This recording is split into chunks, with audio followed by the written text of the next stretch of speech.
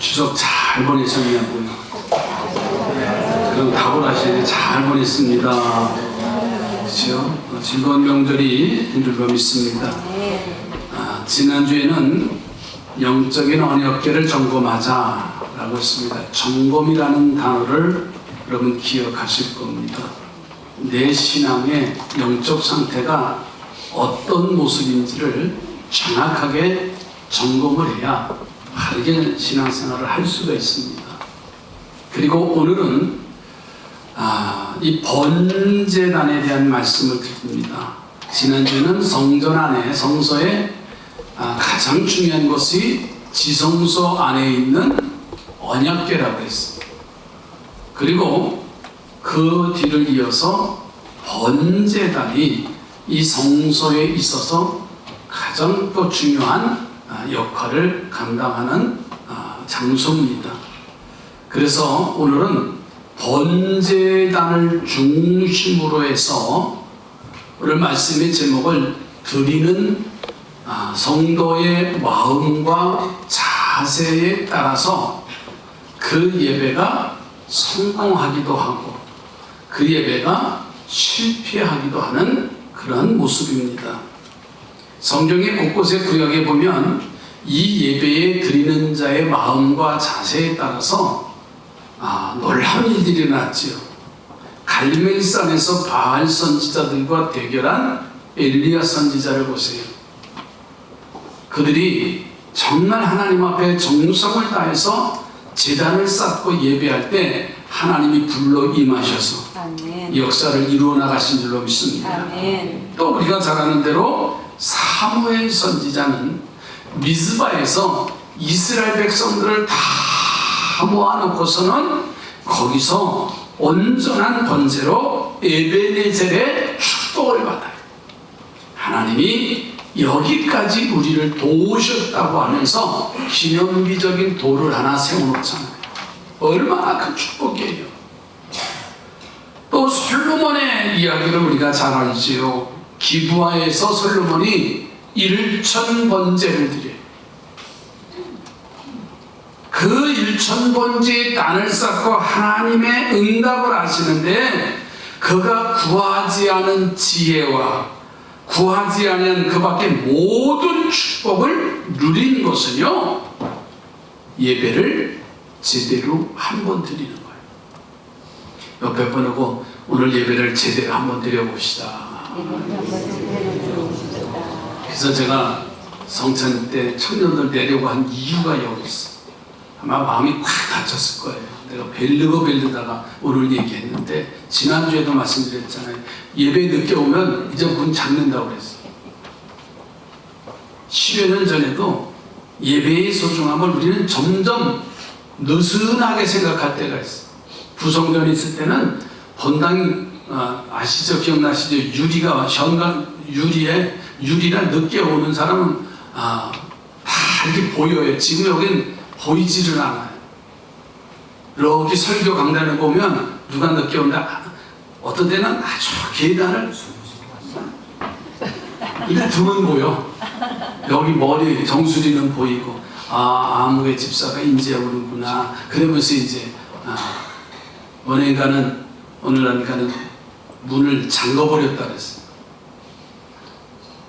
예고를 하고 예고를 안 했나 봐요. 뭐 시연들든 말든 돌아가든 다른 교회를 가든 그래서 몇 번을 했는데 나중에는 전사님이 봐주면서 기도 시간에 꼭 그 시간에 들어요. 대표 기도 시간에 당연한 곳에 앉으다 보니까 나는 새는 두고 이렇게 봐요.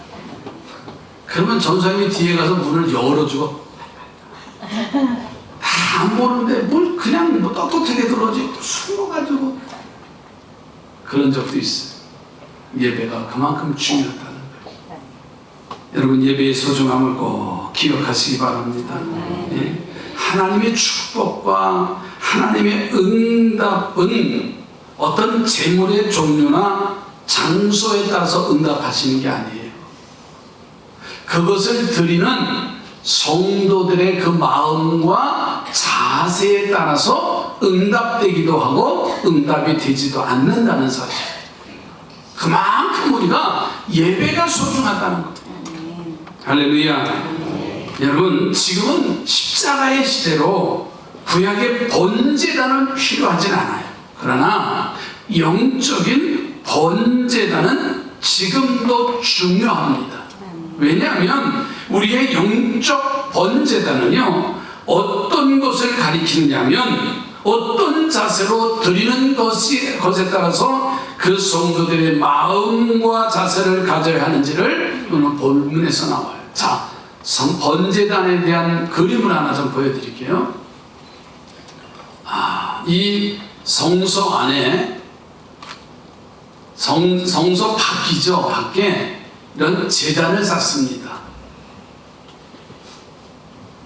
네모 반듯하고 네 귀퉁이에는 뿔이 돼 있어. 뿔로 다져 있어. 이것이 오늘 번제단이에요. 그래서 저 안에는 망으로 되어 있지요. 그러면 제사장이 짐승을 끌고 온 것을 안수하고 각을 떠서 저기다 얹혀놓고 불로다 태우는 거예요. 그래서 하나님 앞에 제사를 드리는 겁니다. 자, 저는 오늘 본문을 통해서 두 가지의 의미를 말씀을 드리려고. 하나는 넓은 의미로는 우리가 드리는 매주 드리는 예배 전체와 신앙생활을 어떻게 해야 될 것인가. 좁은 의미로는 강단에서 흘러나오는 말씀을 의미하는데, 이곳에서 우리는 온전한 번제단을 완성할 때에 응답과 축복과 승리를 이룰 수 있다는 거예요. 오늘 본문은 바로 그러한 온전한 번제단을 이루는 방법에 대해서 구체적으로 말씀하고 있습니다. 이 아침에 이 사실을 깨닫고 예배자로 승리하시기를 주의 이름으로 축복합니다. 자, 그러기 위해서 첫째로는 반듯한 번제단을 이루어야 됩니다. 오늘 본문의 말씀 1절을 한번 볼까요? 출애굽기 38장 1절의 말씀입니다. 그가 또 조각목으로 번제단을 만들었으니 길이는 5규빗이요 너비도 5규빗이라 네모가 반듯하고 높이는 3규빗이며. 아멘. 자, 구약시대의 번제단은 반듯해야 된다 그랬어요. 그림을 좀 다시 보여주세요. 이 번제단에 보면 한 규빗이 약 45cm에서 50cm입니다. 성경에 이 길이를 재는 단위는 규빗이라고 하는 것은 우리 어른의 새끼손 5번째 손가락과 요 팔꿈치 사이의 이 거리를 규빗이라고 해요. 그래서 45에서 50cm입니다. 그러니까 5규빗, 가로, 세로 5규빗. 그러니까 요즘 단위로는 2.5m, 가로, 세로 2.5m, 반듯해야 되고 높이는 약 1.5m, 3규빗으로 하라 그랬어요. 얼마든지 번제단은 크게 할 수 있어요. 근데 하나님은 이 번제단의 모양을 가로, 세로 5규빗으로 네모 반듯하게 하라고 모세에게 명령하고, 그 말씀대로 모세는 이 번제단을 네모 반듯하게 제작을 합니다. 모양의 네모 반듯하다라고 하는 말의 의미, 영적인 의미가 담겨 있어요. 이 말은 뭐냐면 옳고 바르게 만들고 옳고 바르게 제사를 드리라는 말이에요. 올바른 자세, 올바른 정신으로 하나님 앞에 예배를 드리라는 거예요. 그래서 하나님 앞에 우리가 예배 드리는 자세는요, 미리 준비하고 바르게 예배를 드려야 한다는 하나님의 뜻이 바로 이 번제단을 제작하는 데 있다는 거예요. 이해가 되시죠? 반듯하게 미리 준비하고. 그래서 더 중요한 것은 마음의 반듯함이 하나님께서 바라신다는 거예요. 여러분, 우리 마음을 때때로 자기중심일 때가 얼마나 많아요. 나도 모르는 사이에 반듯함을 잃어버립니다. 처음에는 반듯한 그 예배의 자세를 시작하다가 나도 모르게 다 자기중심으로 예배드려요. 다시 말해서 편리주의에 의해서 예배가 형성된단 말이에요. 그리고 우리는 그 반듯함을 잃어버리는데 그것을 전혀 모르고서는 살아갈 때가 너무나 많아요. 그래서 마음에 따라서 움직이고 행동하는 것이 잘못된 줄 모르고 그냥 그렇게 드리는 거예요. 저만 그런가요? 여러분도 마찬가지. 나도 모르는 사이에 자기 중심으로 한다니까요. 내가 시간 나면 아니에요. 내가 분주한데 아니에요. 하나님이 반듯하게 예배를 드리라는 거예요.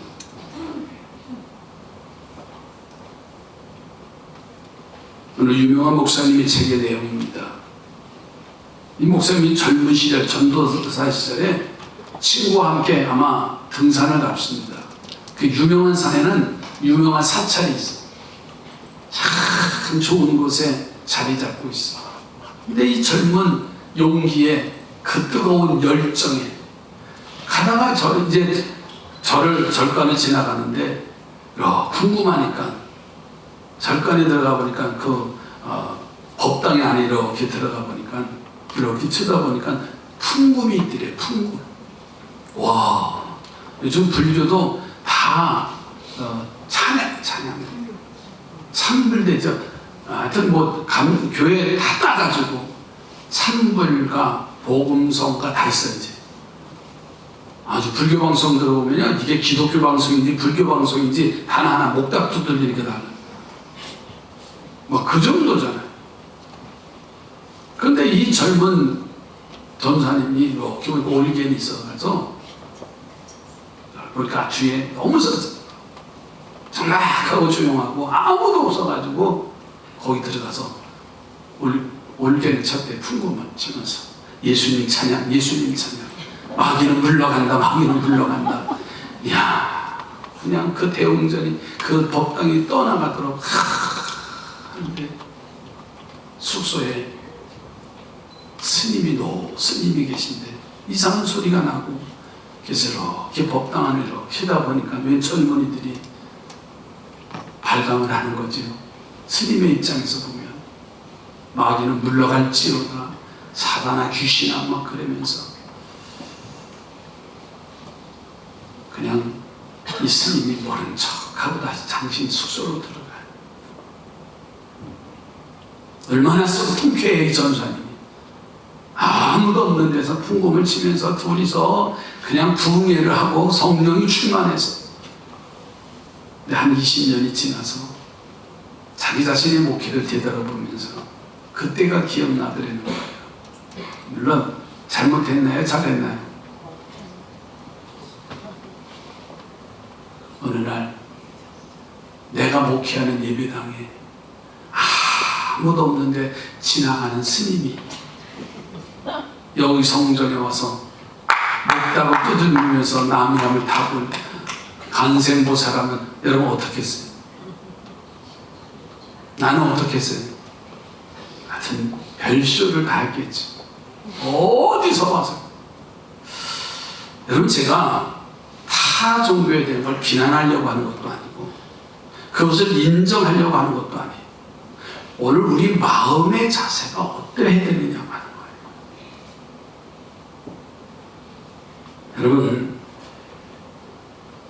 이것은 신앙적인 차원의 이야기가 아니라 세상 사람들도 안 그러는 그런 행동이었다는 것을 이 목사님이 나중에는 깨닫게 됐어. 여러분, 이게 사람의 마음이에요. 때로는 옳다고 내가 인정하고 용기 있게 했던 일들이 도리어 선이 아니라 악이 될 때도 있어. 덕이 되지 않을 때도 있어. 내 마음에 옳다고 생각한 것 때문에 마음대로 행하는 우리의 행동이 있다는 거예요.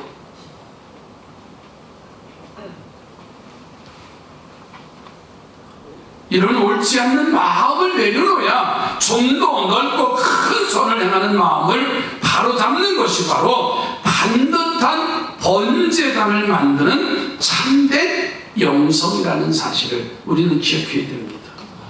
사랑하는 성도들이요, 오늘 이 아침 우리의 마음을 다시 한번 되돌아보시기 바래요. 그리고 반듯한 마음, 참과 진리와 선을 행하는 마음을 가지고 하나님의 성전에 나와서 예배할 때 하나님은 우리의 영적 번제단을 기쁘게 보실 뿐만 아니라 그 예배를 응답하시고 놀라운 축복이 임하게 될 줄로 믿습니다.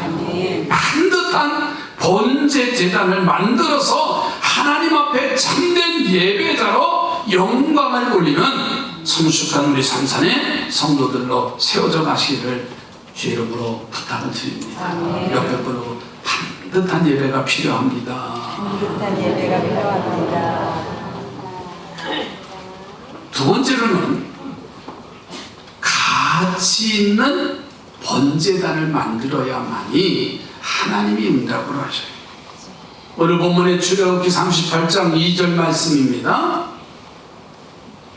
그 네 모퉁이 위에 그 뿔을 만들되 그 뿔을 제단과 연결하게 하고 제단을 노스로 쌌으며. 예, 출애굽기 30장 3절 말씀에도 있습니다. 제단 상면과 전후 좌우면과 뿔을 순금으로 싸고 그 주위에 금태를 둘을 찌며. 예, 그림을 좀 다시 보여주시죠. 자, 이 얘기입니다. 네 귀퉁이에 뿔이 있어요. 그 뿔을 제단과 연결이 되어져 있습니다. 그리고 단을 노스로 쌓고 그 뿔을 순금으로 싸고 주위에 금태를 둘러라 하는 말씀이에요. 이 제단 뿔의 상징은 하나님의 구원과 하나님의 능력을 상징합니다. 그래서 이스라엘의 번제단은 뿔을 정금으로 싸고 제사를 드릴 때는 그 뿔에 제물의 피를 발라서 하나님 앞에 드려지는 행위입니다. 노시나 정금으로 장식한 것이나 그것에서 제물의 피를 바르는 것들은 속죄함과 그리고 귀중함을 상징하는 게 제단뿔을 이야기합니다. 자, 그러니까 하나님이요, 이 말씀을 통해서 우리에게 말하시는 뜻이 뭐냐면 우리의 예배를 가치 있게 만들라는 거예요. 아멘. 우리의 예배를 가치 있게 만들고 드리면 하나님이 응답하시고 하나님이 축복하시는 거예요. 여러분, 우리 예배를 금과 같이 귀하게 여기시고 언제나 가치 있는 예배가 되기를 주의 이름으로 축복합니다. 저희 가정의 얘기를 좀 잠깐 할게요. 이번 명절이 지난 추석에 아침에 제 사촌 형님이 뉴욕에서 목회하신 지 한 30년 됐습니다.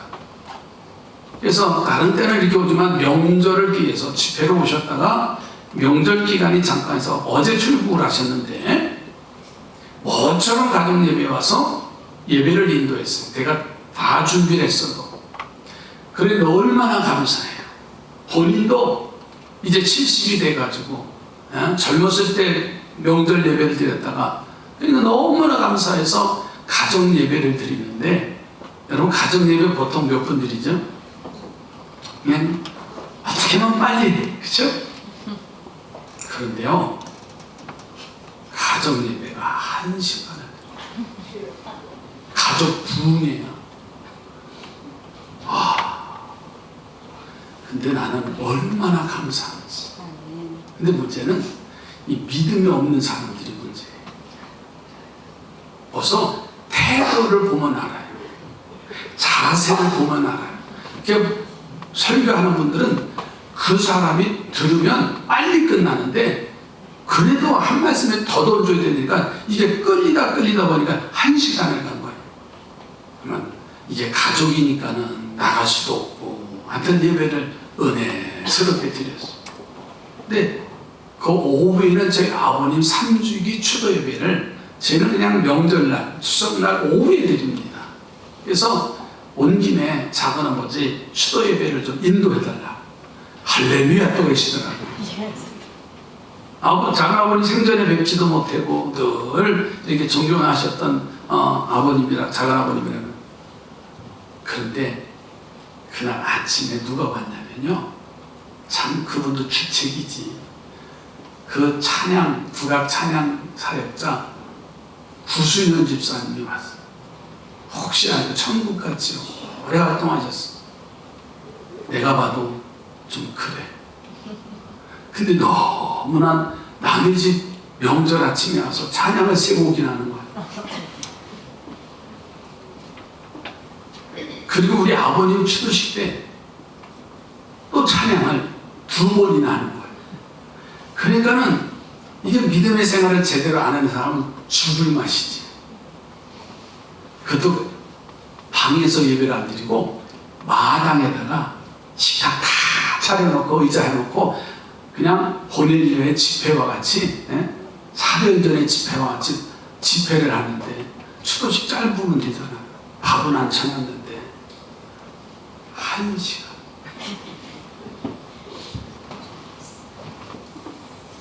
제 가슴이 찡하고 귀한 말씀을 들을 수 있는 기회를 주셔서 감사합니다.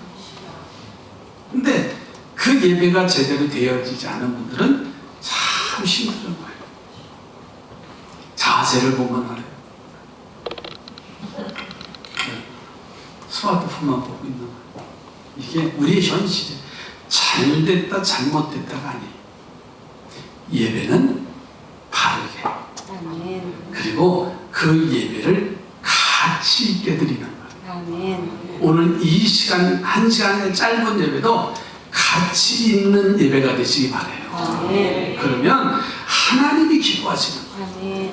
그래서 드리는 자의 마음과 드리는 자의 생각을 통해서 하나님이 받으시기도 하고 하나님이 노하기도 하시는 거예요. 가인과 아벨의 제사를 우리는 너무나 잘 알잖아요. 어떤 마음으로 어떤 생각으로 하나님 앞에 예배하고 있느냐고 하는 겁니다. 할렐루야. 그래서 그 예배의 가치를 높이기 위해서는요, 어떤 자세가 필요하면 시간을 귀하게 여기시기 바라요.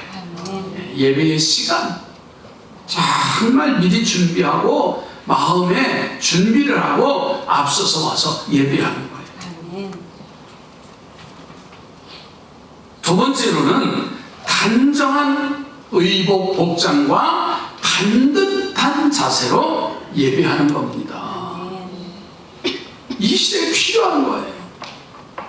지금 우리는 예배당에 올 때 성경 찬송은 안 들고 와도 뭔 들고 와요? 핸드폰은 들고 와요. 물론 필요해요. 그러나 어느 사람들은 오면은 쓸데없이 핸드폰만 이게 습관이 돼서 의자 밑에다 놓고 아예 그런 마음을 빼앗길 때가 많아요. 제가 말씀드리고 싶은 것은 정말 단정한 의복과 반듯한 자세로 그 시간이 길든 짧든 아무 관계없어. 내가 드려지는 그 사람의 마음의 자세가 어떤 자세로 예배를 드리냐고 하는 거예요. 그러면 하나님이 임재하시고 그 예배를 받으시고 그 예배 속에서 놀라운 역사가 임하게 될 줄로 믿습니다. 문제도 해결될 뿐만 아니라 육신의 병도 떠나갈 뿐만 아니라 사업의 문제도 열려지고 자녀의 문제도 열려지고 온갖 일들이 풀려지게 될 줄로 믿습니다. 마지막 세 번째로는 자신을 바라보는 번제단을 만들어 가야 돼요. 오늘 출애굽기 38장 8절 한번 보실까요? 그가 노스로 물두멍을 만들고 그 받침도 노스로 하였으니 곧 회막문에서 수종드는 여인들의 거울로 만들었더라. 아멘. 번제단과 함께 만들어간 것은 뭐냐면 물두멍이 바로 이어서 나왔어요. 제물을 씻고 제단을 아름답고 깨끗하게 관리하기 위해서는 물두멍이 필요해요. 마치 바늘과 실과의 관계예요. 뭐 요즘처럼 좋은 환경 속에서 밖에 나가서 집에 들어와도 먼지나 여러 가지로 오염되지 잘 않겠지만 당시 광야의 생활은 바로 너무나 척박하기 때문에 밖에 나들이 갔다 오기만 해도 온몸의 먼지로 뒤집어 쓰는 거예요. 그래서 요한복음 2장의 가나 혼인잔치에 우리가 잘 아는 돌 항아리, 허드렛 물을 쓰는 거라고 했어요. 그게 뭐냐면 밖에 나갔다 집에 들어올 때 어떤 일이냐면 손과 발을 닦다 오는 정결 예식에 쓰는 거예요. 그러니까 성전 안에 들어올 때도 반드시 물두멍이 필요합니다. 번제단을 지나서 물두멍이 있고 성소로 들어갑니다. 그래서 손과 발을 깨끗이 씻는 겁니다. 여기에 깊은 하나님의 뜻이 담겨져 있습니다. 뭐냐면 하나님께 예배하는 자는 언제나 자신을 바라보고 나 자신의 흠과 티를 깨달아서 자신을 깨끗하게 할 때 나의 번제단이 완전하게 완성이 되어진다고 하는 하나님의 뜻이 담겨져 있습니다. 우리 성도들은 언제나 예배를 통해서 찬송이나 기도나 말씀을 들을 때나 예물을 드릴 때에 나 자신을 돌아보고 자신을 깨끗하게 세워져 가기를 주의 이름으로 축복합니다. 설교자는 말씀을 증거할 때 자신이 그렇게 살지 못했음을 회개하고 눈물을 흘리며 말씀을 준비하고 선포할 뿐만 아니라 성도들 예배하는 자들도 찬송을 부를 때 그 찬송의 가사 속에서 기도할 때 그 기도 속에서 나 자신을 발견하는 거예요. 말씀 속에서 자신의 부족함을 인식해야 되고 예물을 드릴 때 예물이 합당한지 그리고 다른 이들과 화목하고 있는지를 나 자신을 바라보라는 거예요. 사람의 눈은 남을 잘 볼 줄 아는데 이 사람의 눈은 자신을 잘 볼 줄 모르는 게 오늘의 현실이에요. 자신의 육적인 모습도 잘못 보는데 영적인 상태를 본다는 건 더더구나 어렵잖아요. 그러니까 우리는 예배와 말씀을 영의 거울로 삼아서 나 자신을 바라보고 회개하며 자신을 바르게 만들어가야 될 줄로 믿습니다.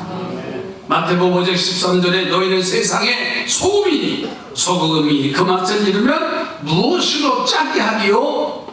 후에 그 맛을 잃으면 아무 쓸데가 없다고 그랬어요. 밝게 버려서 사람에게 밟힌다고 그랬습니다. 오늘 나를 바라보는 작은 눈을 큰 눈으로 뜨시고 하나님께 예배하는 하나님의 마음을 기쁘시게 하는 우리 삼산의 가족들이 되기를 주의 이름으로 부탁을 드립니다. 오늘 말씀의 제목을 다시 상기시킵니다. 그것을 드리는 성도의 마음과 자세에 따라서 예배가 실패되기도 하고 예배가 올려지기도 합니다. 시간에 우리 삼산의 성도들은 이 예배의 가치를 높여드리고 준비된 마음으로 매일매일 예배자로 승리하시기를 주의 이름으로 축복합니다. 기도합니다. 하나님, 우리의 영적 언약궤를 점검했습니다. 그 언약궤에는 만나를 담은 그 망아리, 아론의 쌍난 지팡이, 모세가 시내산에서 받은 두 돌비 10계명 영적인 것을 점검하며 오늘 주님 앞에 예배드리는 저희들